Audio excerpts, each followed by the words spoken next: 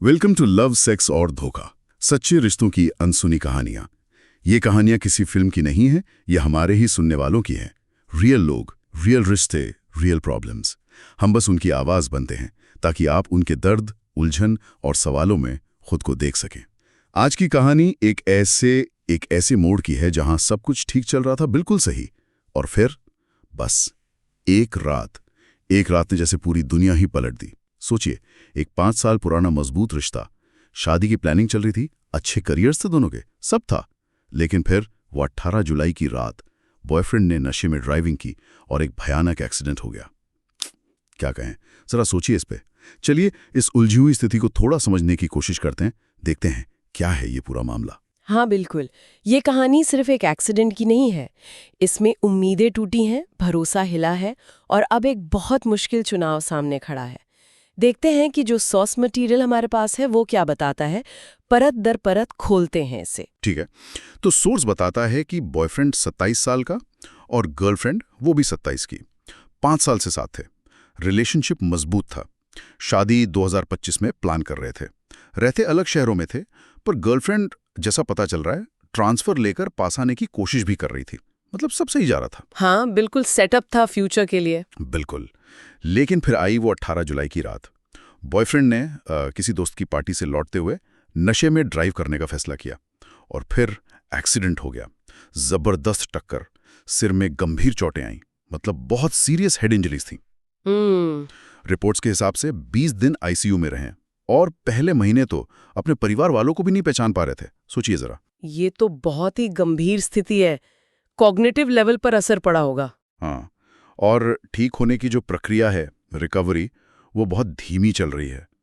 Doctors ने, जैसे source में लिखा है, कहा है कि फोन, टीवी या ज्यादा इंफॉर्मेशन से दूर रखें, क्योंकि वो बहुत जल्दी ओवरवेल्म्ड हो जाते हैं। मतलब दिमाग पर जोर पड़ता है। ये अंडरस्टैंडेबल है। हेड इंजरी के केस में ओवर स्टिमुलेशन से बचना जरूरी होता है। सही बात है। और एक और चीज, गर्लफ्रेंड उनसे अगस्त से मिल नहीं पाई है। ओह, हाँ, क्योंकि वो अपने माता पिता के पास है, वहीं रिकवर कर रहे हैं। कुछ बार फोन पर बात हुई ऐसा जिक्र है, लेकिन बॉयफ्रेंड की माँ ने काफी रूखेपन से, मतलब अब्रप्टली बात बंद करवा दी। ये मुश्किल है। गर्लफ्रेंड के पास ना, मतलब इतनी मेंटल या फिजिकल एनर्जी नहीं है कि वो उनसे बहस करे। वो खुद ही काफी टूटी हुई हैं। बिल्कुल, यहाँ पर कम्युनिकेशन पूरी तरह से टूट गया लगता है। बॉयफ्रेंड की माँ का बिहेवियर, हो सकता है वो प्रोटेक्टिव महसूस कर रहे हो या स्ट्रेस में हो, लेकिन इसका नतीजा ये हुआ कि गर्लफ्रेंड बिल्कुल अकेली पड़ गई हैं। उन्हें सपोर्ट की जरूरत होगी और वो मिल नहीं रहा। हाँ, बिल्कुल अकेला महसूस कर रही है। और एक और बहुत बड़ी बात इसमें सामने आई है। क्या? एक्सीडेंट में एक राहगीर, मतलब एक पेडेस्ट्रियन भी घायल हुआ, बुरी तरह। एक पसली टूटी और दोनों पैर। अरे बाप रे। हाँ, और गर्लफ्रेंड को उसको भारी कॉम्पेंसेशन देना पड़ा, बहुत भारी रकम। शादी के लिए जो पैसे जमा किए थे, लगभग सारे, वो सब इसमें चले गए, सब खत्म। ओह, ये तो फाइनेंशियल डेविस्टेशन है। बिल्कुल, मतलब एक तो इमोशनल टर्मोइल, ऊपर से ये फाइनेंशियल बर्डन। एग्जैक्टली। और वो बहुत ज्यादा रिजेंटमेंट महसूस कर रहे हैं, अंदर ही अंदर गुस्सा, कड़वाहट, कि मतलब उसकी बेवकूफ़ी ने, नशे में ड्राइविंग करने के फैसले ने सब बर्बाद कर दिया। उनका फ्यूचर, उनके सपने, उनके पैसे, सब। ये रिजेंटमेंट बिल्कुल स्वाभाविक है। इसे समझना जरूरी है। जब किसी और की एक गलती का इतना बड़ा असर आपकी पूरी जिंदगी पे पड़े, तो गुस्सा आना, दुख होना, ये सब नॉर्मल है। वो समझ ही नहीं पा रही है कि करें क्या। इस नमनेस से, इस सुनपन से बाहर कैसे निकलें। दिल तोड़ने वाला किस्सा है ये, सच में। हाँ, दिल तोड़ने वाला तो है ही। देखें, यहाँ कई परतें हैं, जैसा हमने शुरू में कहा। एक तरफ बॉयफ्रेंड की सेहत है, उसकी रिकवरी है, जो यकीनन प्रायोरिटी है। दूसरी तरफ गर्लफ्रेंड का बिखरा हुआ भविष्य है, टूटा हुआ ट्रस्ट है, और ये फाइनेंशियल लॉस भी है। ट्रस्ट तो बिल्कुल हिल गया होगा।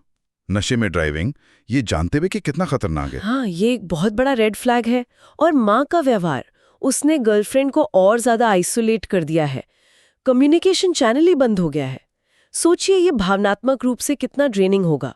जिस इंसान के साथ आपने अपना पूरा फ्यूचर देखा था, वो अभी खुद पहचान के संकट से गुजर रहा है, और रिश्ता भी। सही कह रहे हैं। यहाँ सिर्फ फाइनेंशियल लॉस नहीं है, ये इमोशनल सपोर्ट का भी लॉस है। वो पूरी तरह अकेली पड़ गई है।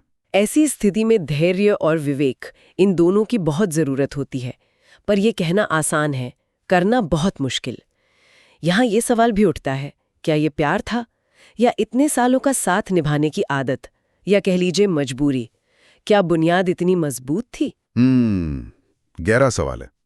अगर आप इस जगह होते, कोई भी इस जगह होता, तो क्या करता? बहुत मुश्किल फैसला है। तो सवाल यही है, यहां से आगे कहां? रास्ता क्या है? क्या ये रिश्ता, ये रिलेशनशिप इस तूफान से बाहर निकल सकता है? क्या वो टूटा वो भरोसा, वो बिखरे हुए सपने, क्या उन्हें समेटा जा सकता है? देखिए, जिंदगी कई बार ऐसे मोड़ ले आती है जहां सही और गलत के बीच की रेखा धुंधली पड़ जाती है। ये कहानी हमें सोचने पर मजबूर करती है कि प्यार की सीमाएं क्या हैं, इंसान कितना बर्दाश्त कर सकता है, और जब सब कुछ बिखर जाए तो इंसान खुद को कैसे समेटे। सच में यहाँ कोई आसान जवाब नहीं है। ये डॉक्यूमेंट्स हमें बस स्थिति की कॉम्प्लेक्स रियलिटी दिखाते हैं।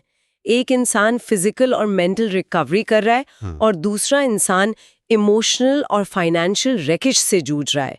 रिश्ते की जो नींव होती है ना, आपसी समझ, भरोसा, वो बुरी तरह हिल चुकी है। तो क्या ये मुमकिन है इसे फिर से बनाना? ये तो वक्त और दोनों लोगों के एफर्ट्स पे डिपेंड करेगा। लेकिन फाइनल प्रोवोकेटिव थॉट, एक सवाल सोचने के लिए छोड़ जाते हैं। क्या किसी एक रात की गलती, एक पल की नासमझी, सालों के प्यार और भविष्य की योजनाओं पर हमेशा के लिए भारी पड़ सकती है? क्या इतनी बड़ी कीमत चुकानी पड़ती है ये गलती की? इस पर सोचिएगा जरूर।